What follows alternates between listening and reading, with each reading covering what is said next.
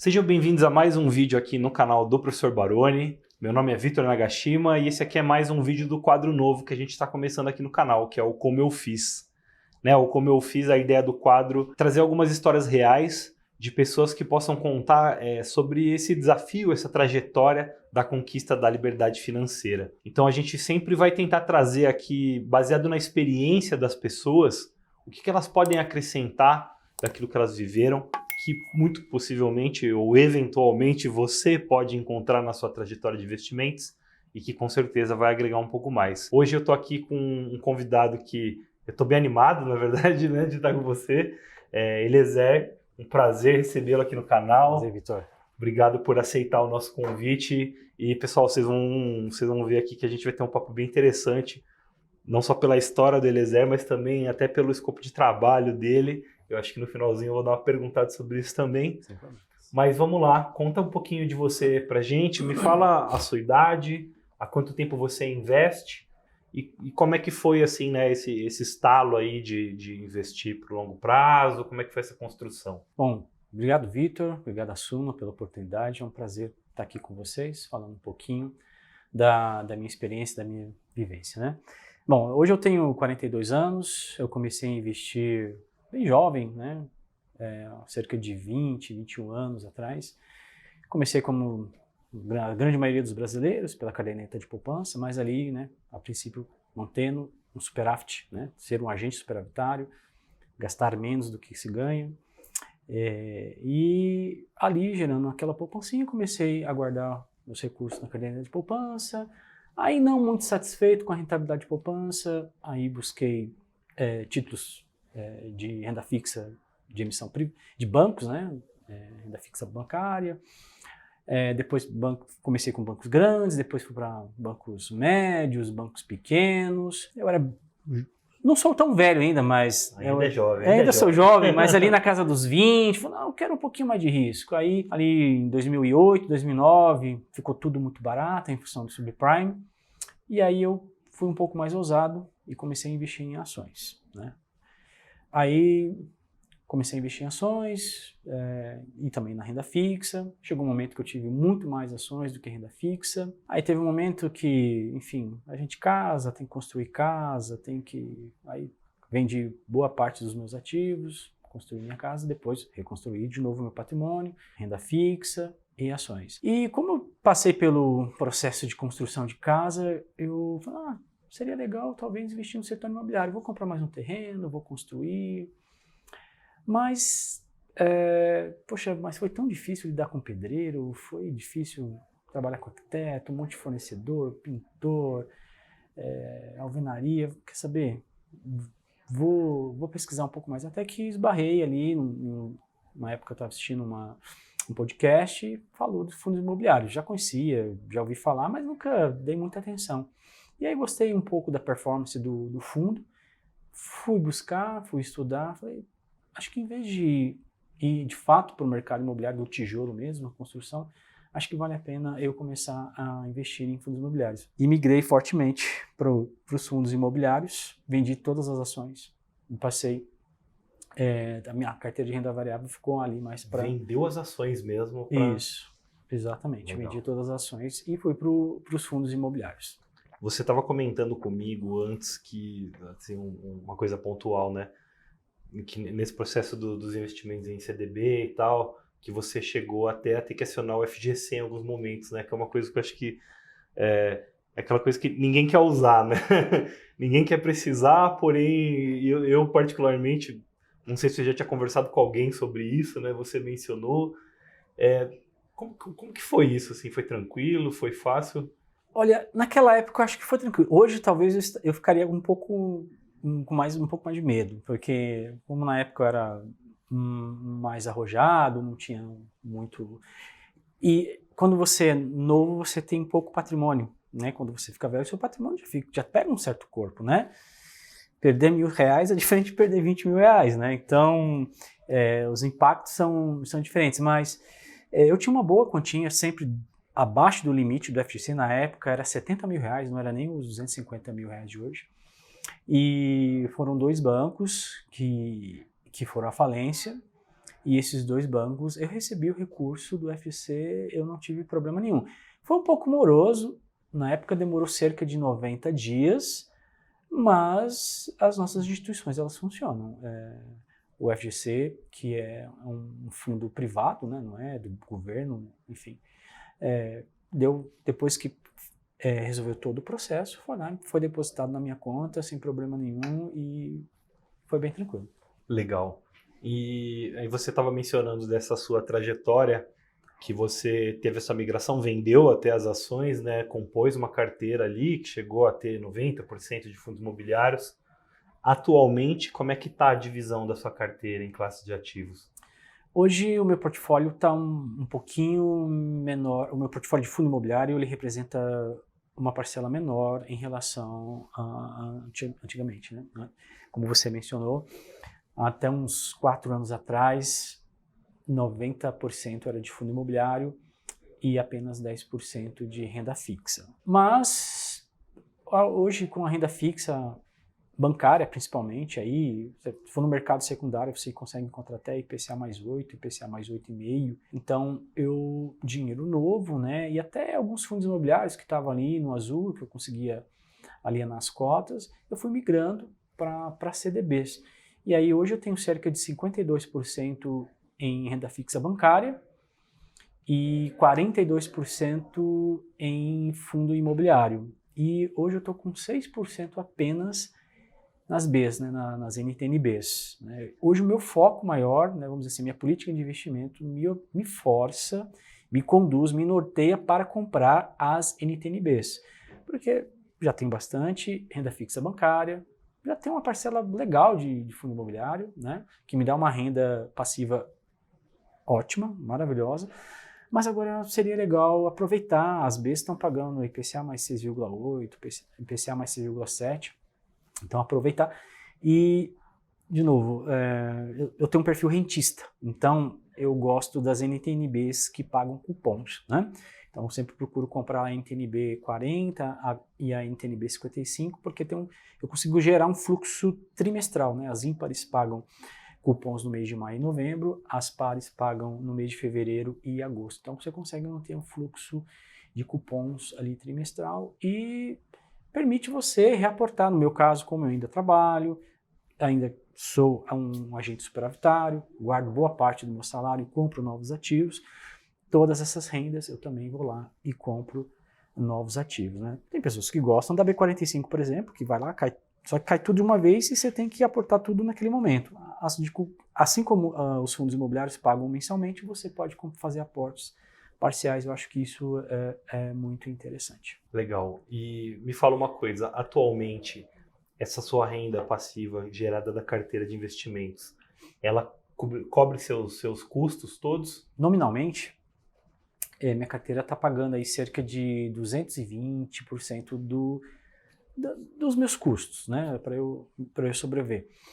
Mas em termos reais, né, se eu tirar ali o dragão e o leão, né, ou seja, tirar o imposto de renda e a inflação, vai dar aí cerca de 100%, às vezes dá 90%, às vezes dá 120%, aí depende um pouco da inflação, né? E uma das funções do meu portfólio, da minha carteirinha de CDBs, de renda fixa bancária, é justamente fazer a correção monetária, né? Ou seja, pagar a inflação dela e dos fundos que me pagam renda.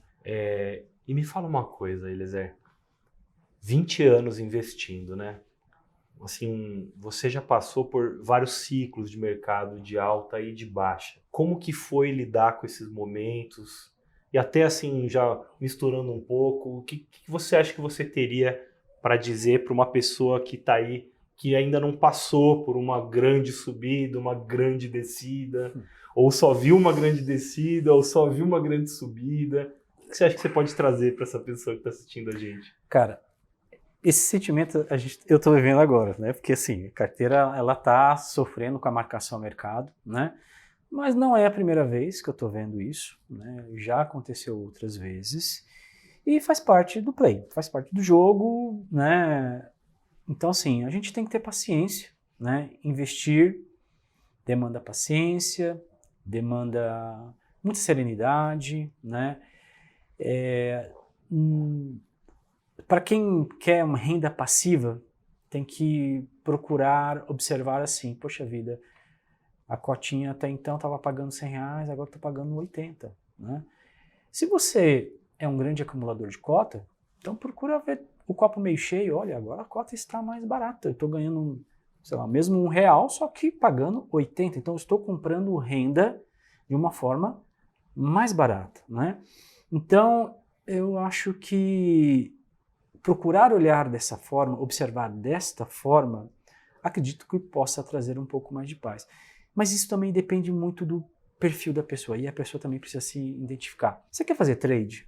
Você quer fazer swing trade? O fundo imobiliário eu não acho que é o melhor ativo para ficar fazendo trade. Vai para ações, BDR, um ETF, sei lá. Agora, se você quer renda passiva, fundo imobiliário acho que é um excelente ativo. E quanto mais barato tiver esse ativo, mais renda você consegue comprar. Então, buscar observar mais a renda do que o patrimônio, né? O patrimônio é legal, é bacana. Poxa vida, se abrir seu home broker, olha, tudo azulzinho, verdinho, que legal, dá um conforto, dá. Mas, para a gente que é rentista, acho que a gente tem que observar mais a renda, né? E não a cota. Acho que seria essa aí a minha contribuição. Eu achei muito legal esse termo que você usou de comprar renda. Estou pagando mais caro ao comprar essa renda, estou pagando mais barato ao comprar essa renda. O que talvez se você conseguir de fato comprar essa renda, né, com esse olhar, quando no momento de uma volatilidade ali de uma cota, de um patrimônio, talvez isso vai te ajudar a ter esse conforto. Falando, não, naquele momento no momento em que eu comprei, eu soube comprar essa renda no momento bom, ou, sei lá, era um momento de alta, mas se você queria ter aquele tipo de ativo, você ainda conseguiu fazer uma escolha. E sempre olhando para os ativos interessantes, né? Não dá para também comprar qualquer coisa, né? Sempre tem que estar escolhendo ali os melhores. Uma outra coisa também que eu queria falar, né? Você comentou 52% em CDBs bancários. Isso.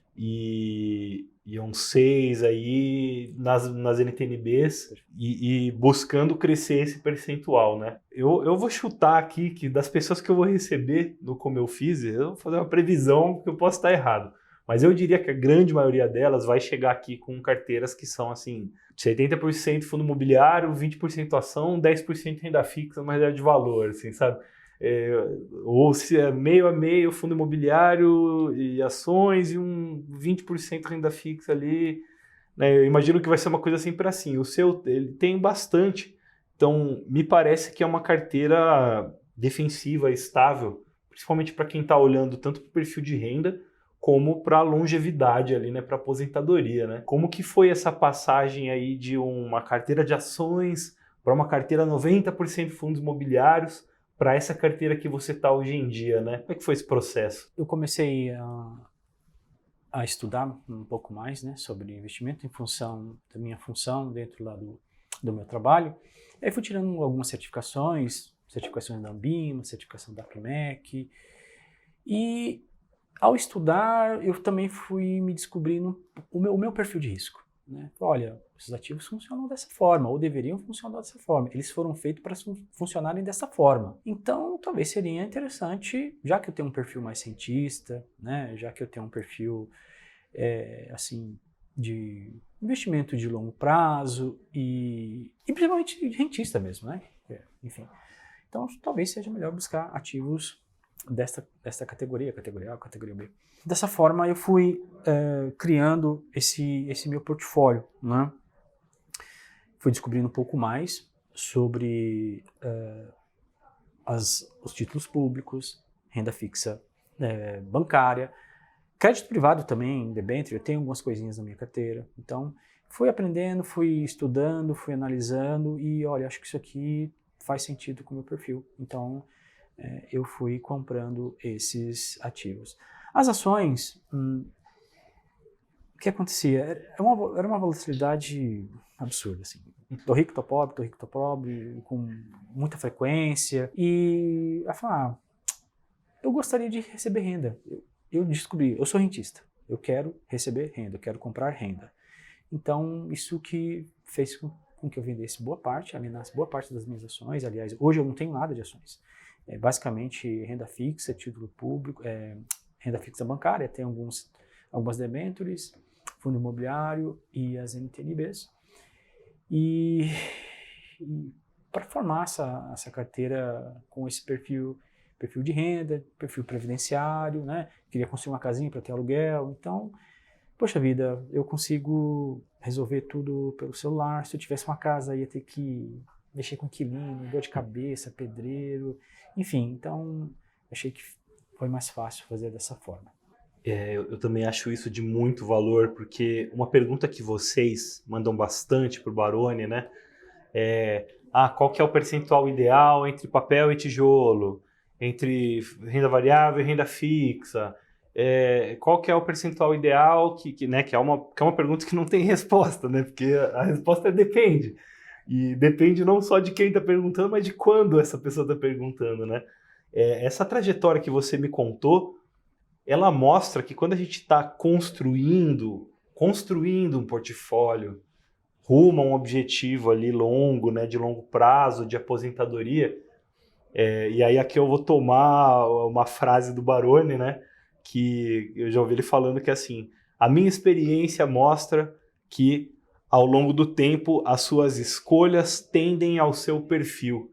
Então se você vai construindo com consistência ao longo do tempo, né, numa janela temporal ali alongada, você vai descobrindo o seu perfil, identificando cada vez melhor o seu perfil, identificando os porquês das suas decisões, os fundamentos das suas decisões, e com isso, no longo prazo, a sua carteira ela vai atender o seu perfil, se estiver atento àquilo que você está fazendo, né?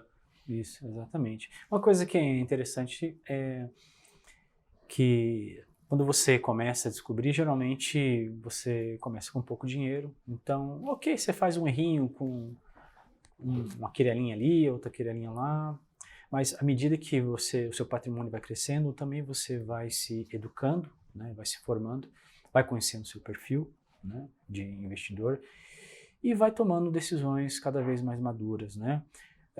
Se você gosta de ações, eu acho interessante você assinar uma casa de análise, fundo imobiliário, renda fixa. Acho que tudo, principalmente quando você tem um patrimônio importante, se você visa carregar esse portfólio no longo prazo, né, é a sua previdência, então você precisa ser diligente, você precisa ter responsabilidade. Você não deve sair comprando qualquer coisa. Tem aqui um CDB que está pagando um caminhão de dinheiro, pagando, sei lá, 20%. E você, cara, às vezes, de repente o ativo já está estressado. Então, é importante você também fazer isso de forma diligente, né? Precisa conhecer bem o ativo. E é natural, às vezes você é médico, é um trabalhador qualquer, um dentista, um professor, trabalha no Uber, taxista, e às vezes você não vai ter tempo para fazer análise assim, de forma profunda. Então, acho que você contratar um serviço desse tipo para, olha, esse ativo aqui eu analisei, pode comprar, poxa, mas está tudo caindo. Mas aí é uma questão macroeconômica.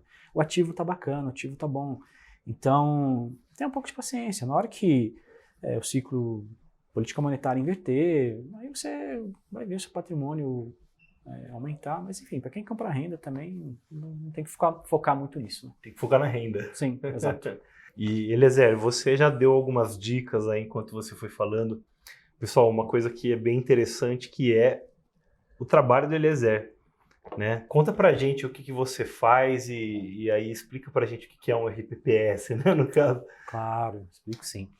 Bom, RPPS é Regime Próprio de Previdência Social, né?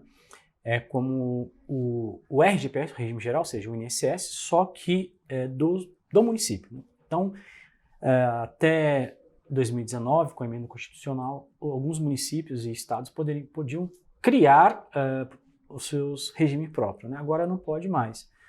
Então, alguns municípios possuem, no Brasil, né, alguns municípios possuem um regime próprio de previdência, que nada mais é que um fundo de pensão previdenciária, um fundo previdenciário no regime de repartição, não é de repartição simples, né, na repartição de capitalização, ou seja, o recurso entra lá, a gente aplica esses recursos no mercado financeiro de capitais para capitalizar, né, para buscar uma meta atuarial, para que tenha um equilíbrio financeiro e um equilíbrio atuarial, para que lá na frente a gente consiga honrar os nossos compromissos previdenciários. Daí a importância de conhecer bastante de mercado, conhecer bastante da legislação, resolução do Conselho Monetário Nacional, entre outras coisas, para fazer a alocação dos recursos e de forma responsável, diligente. Afinal de contas, a gente cuida da aposentadoria de um bom bocado de pessoas. No caso do meu município, são 15 mil servidores. 15 mil servidores. 15 mil aposentadorias. Que você está cuidando ali, né? Isso, exatamente. Então você está cuidando de 15.001 aposentadorias. Sim. Porque eu também vou me aposentar por lá. É verdade, é verdade. Eu já estou dentro desses 15 mil aí. Aí tem o portfólio do meu pai, da minha mãe, da esposa também, que a gente cuida. Mas o meu grande portfólio aí é do RPPS, sem sombra de dúvida. O patrimônio lá é 3,5 bilhões. 3,5 bilhões. E você está atuando lá no time de gestão mesmo, diretamente. Né? Isso, aí eu sou o gestor e o presidente do comitê. Gestor e presidente do comitê aqui, ó. O Eliezer tá cuidando do dinheiro da aposentadoria do pessoal ali de Barueri, né? Isso, Barueri, exatamente. É isso aí. Eliezer, me fala uma coisa, né? O que você diria que é a principal diferença e a principal semelhança entre a forma como você lida com a sua carteira pessoal, ali a sua mesmo, e a forma como você lida com a carteira ali do fundo, né? Do com o RPPS. Uma frase que eu costumo dizer sempre quando eu vou a alguns eventos é: quando alguém me perguntar e falar assim, e aí, você investe o recurso do RPPS como você investe o seu? Não. A minha carteira, por mais que eu tenha um perfil ali um pouquinho mais conservador, eu ainda compro uma pitadinha aqui, outra pitadinha ali, né? Meu portfólio não é tão pequeno, o portfólio é um portfólio grande. Então, eu sempre tenho ali um joguinho ali, o jogo do bicho, né? Aquele dinheiro que você vai... a pimentinha. Então, eu tenho umas coisas assim. No RPPS, a tolerância é zero para isso. Não pode. Não, até porque a gente tem uma resolução que ela é muito restritiva. A nossa política de investimentos dentro do RPPS é ainda mais restritiva que a própria resolução, né?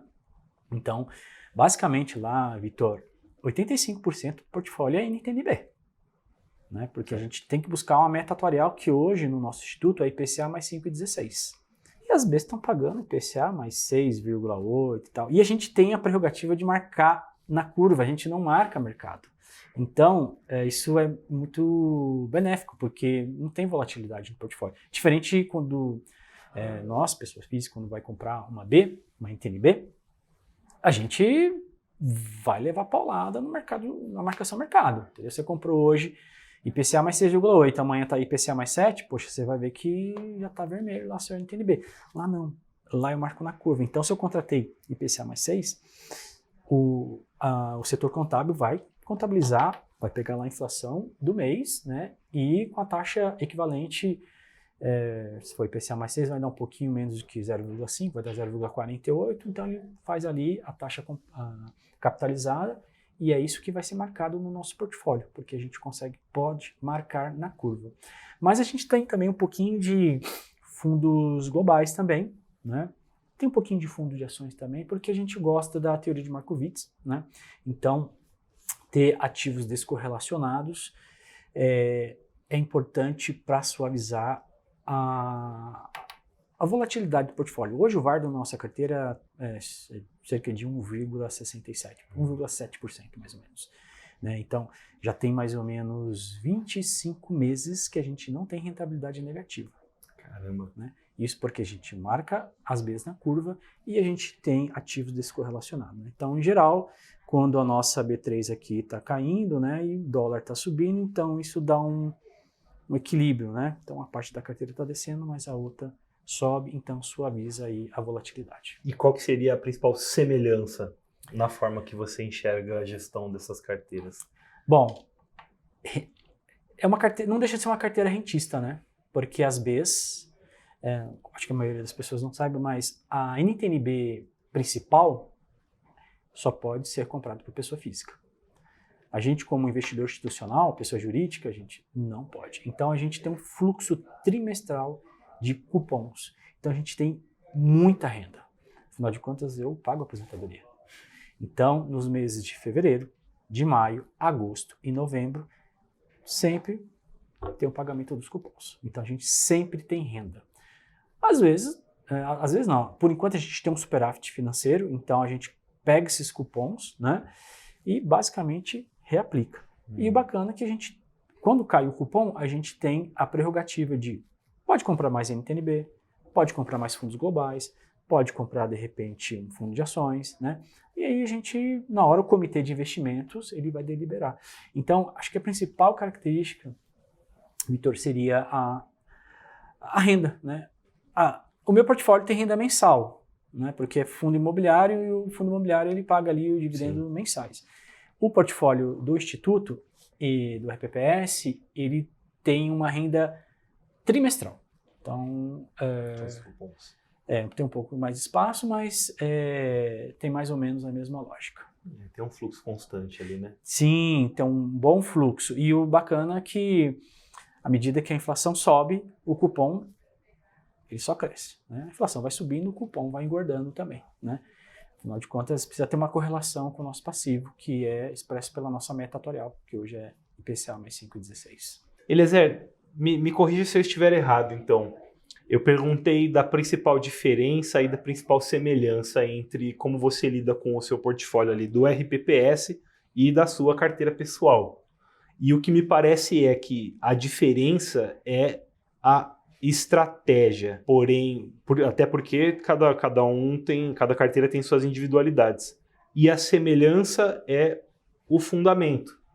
Os fundamentos do investimento de longo prazo, da geração de renda e de um controle de riscos, assim. Exatamente. No caso do RPPS, um dos princípios que, inclusive, tem lá na resolução, aliás, o primeiro citado é segurança.